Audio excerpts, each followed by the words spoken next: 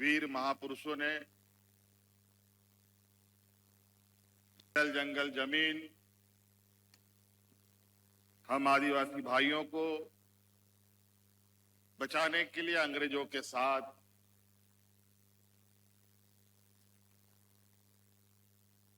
एक मजबूत लड़ाई छेड़ी और अपने आप को शहीद भी कर दिया। उनके याद में हम सब लोग हर साल यहां आते हैं, एकत्रित होते हैं, करते हैं और उनकी कहानियों को सुनते हैं। फिर से आज उनके याद में यहां हम सब लोग एकत्रित हुए। आज हमारे साथ मुख्य अतिथि के रूप में सभी हमारे मंत्रीगण, अलग अलग क्षेत्रों से आए हुए आप सभी हमारे ग्रामीण भाइयों, किसानों, नौजवानों, माताएं, बहनें, हम लोगों के परंपरागत और परंपरा को कंधे में उठाए हुए हमारे मांझी परगने मानकी मुंडा, वंदन करता हूं। आज झारखंड मुक्ति मोर्चा और सरकार के लिए एक बहुत महत्वपूर्ण दिन है। आज हम लोग यहां सरकार के तरफ से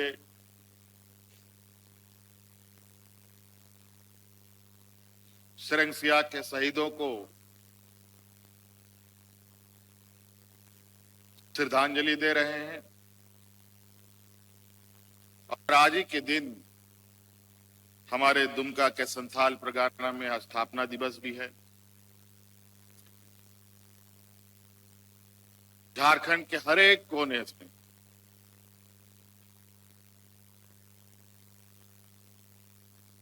हमारे वीर शहीदों की प्रेरणा से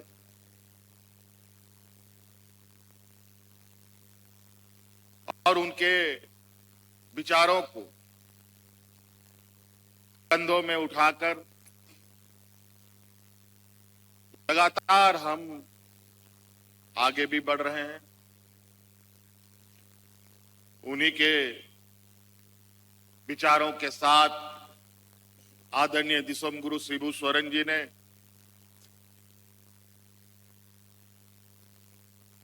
हम सबका नेतृत्व किया। अलग राज्य की स्थापना कर हमें एक सम्मान दिया और आज वो हमारे बीच नहीं है और विधि का विधान भी है।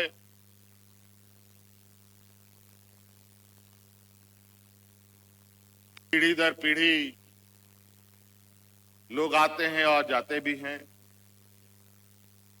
कई लोग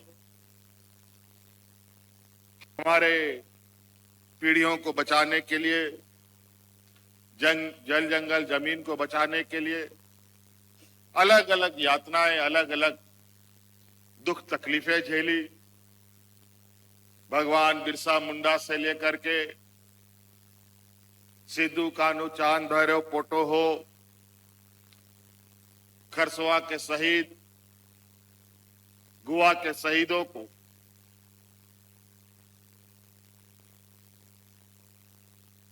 हम सदैव याद करते हैं और हमें गर्व है कि हम आदिवासी समाज के अंदर ऐसे शूरवीरों ने जन्म लिया जहां भारत देश आजादी का सपना भी नहीं देखता था। उससे पहले से हम लोगों के आदिवासी समूह के लोग अंग्रेजों के साथ लोहा ले रहे थे। कई घटनाएं आप सुनेंगे। आज हम सब आदिवासी समाज के लोग उनके शहीद स्थलों में शीश झुकाने आते हैं, उनको याद करते हैं और इस संकल्प के साथ कि उन्होंने जो कुर्बानियां दी और जो उनका सपना था, उन सपनों को कैसे पूरा किया जाए। राज अलग हुए 25 साल हो गए, ये 25वां साल है और आपको पता है कि राज अलग होने के बाद इस राज में जो राज को अलग करने के घोर विरोधी रहे लोग, उन्हीं लोगों ने सत्ता चलाया और इतना बुरा हाल राज का कर दिया कि लोग यहां भूख से मरने लगे। फिर अंत में हम लोगों ने मोर्चा खोला, फिर उन लोगों से सत्ता भी हम लोगों ने छीन लिया और आज उस सत्ता को छीनने के बाद आप देखते होंगे कि किस तरीके से हमारा प्रयास है कि गांव के हर एक कोने तक, जहां ना गाड़ी पहुंचता है, ना मोटर पहुंचता है, ना कोई पदाधिकारी जाता है, वहां भी सरकार की आवाज और सरकार की योजनाएं पहुंचने लगी।